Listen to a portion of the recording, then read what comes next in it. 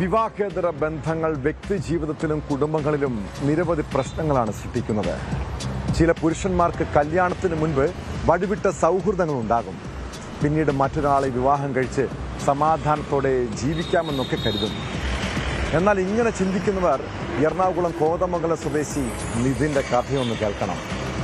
Bank ജീവനക്കാരനായ നിതിൻ ഒരു വീട്ടമ്മയുമായി ഏറെ നാളായി അടുപ്പത്തിലായിരുന്നു. അതിനിടെ അയാൾക്ക് ഒരു കല്യാണാലോചന വരുന്നു. അതോടെ വീട്ടമ്മയുമായുള്ള സൗഹൃദം ഉപേക്ഷിച്ച് വിവാഹം കഴിക്കാൻ തീരുമാനിച്ചു. പക്ഷെ പെൺസുഹൃത്ത് ബന്ധമൊഴിയാൻ തയ്യാറായില്ല. അതേ തുടർന്നുള്ള വാക്കുതർക്കം വധശ്രമത്തിലാണ് കലാശിച്ചത്.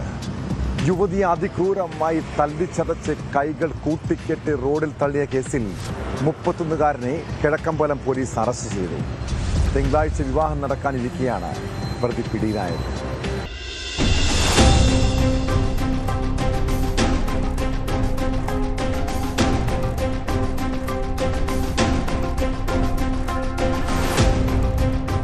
വിവാഹത്തിൽ നിന്നും പിന്മാറാൻ ആവശ്യപ്പെട്ടതിന് കാമുകിയെ അതിക്രൂരമായി തല്ലിച്ചതയ്ക്കുകയും മരിച്ചെന്നു കരുതി കൈകൾ കൂട്ടിക്കെട്ടി റോഡിൽ തള്ളുകയും ചെയ്ത കേസിലാണ് പ്രതിയെ പോലീസ് അറസ്റ്റ് ചെയ്തത്.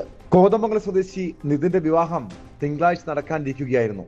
എന്നാൽ വിവാഹത്തിൽ നിന്നും നിതിൻ പിന്മാറണമെന്ന് കാമുകി ആവശ്യപ്പെട്ടതാണ് പ്രകോപന കാരണം.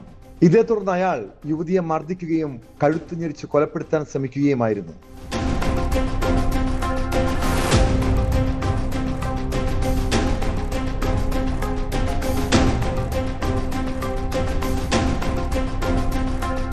സ്വകാര്യ ബാങ്കിലെ ജീവനക്കാരനായ നിതിനും പട്ടിമറ്റം സ്വദേശിയും ഒരു കുട്ടിയുടെ അമ്മയുമായ യുവതിയും തമ്മിൽ ദീർഘനാളായി സൗഹൃദത്തിലായിരുന്നു. നിതിന്റെ വിവാഹം ഉറപ്പിച്ചതോടെ ബന്ധത്തിൽ നിന്നും പിന്മാറണമെന്ന് യുവതി ആവശ്യപ്പെട്ടു. ഇതേ ചൊല്ലി കഴിഞ്ഞ ശനിയാഴ്ച രാത്രി ഇവർ തമ്മിൽ വഴക്കും അടിപിടിയും ഉണ്ടായി. കടുത്ത മർദ്ദനത്തിനൊടുവിൽ യുവതി മരിച്ചെന്ന് കരുതി നിതിൻ ഇവരുടെ കൈകൾ കൂട്ടിക്കെട്ടി കോതമംഗലം ന്യൂ ബൈപ്പാസിൽ കോഴിപ്പള്ളി ഭാഗത്തെ വിജനമായ കുറ്റിക്കാട്ടിൽ തള്ളുകയായിരുന്നു. പ്രതി യുവതിയുടെ 12 പവൻ സ്വർണവും കവർന്നു. പുലർച്ചെ ബോധം വീണ്ടു കിട്ടിയ യുവതി ഇഴഞ്ഞു നീങ്ങി കോഴിപ്പള്ളി ജംഗ്ഷനിലെത്തി നാട്ടുകാരെ വിവരം ധരിപ്പിച്ചു. തുടർന്ന് ആശുപത്രിയിൽ ചികിത്സ തേടിയ യുവതി പോലീസിൽ പരാതി നൽകുകയായിരുന്നു. കുന്നത്തനാട് CI S ശിവലാലിന്റെ നേതൃത്വത്തിലുള്ള സംഘമാണ് പ്രതിയെ പിടികൂടിയത്.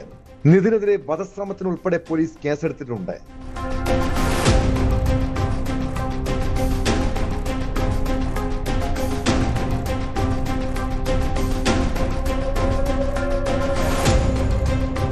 ന്യൂസ് 18 കൊച്ചി. കൂടുതൽ വാർത്തകൾക്ക് news 18 Keralam YouTube channel subscribe ചെയ്യുക.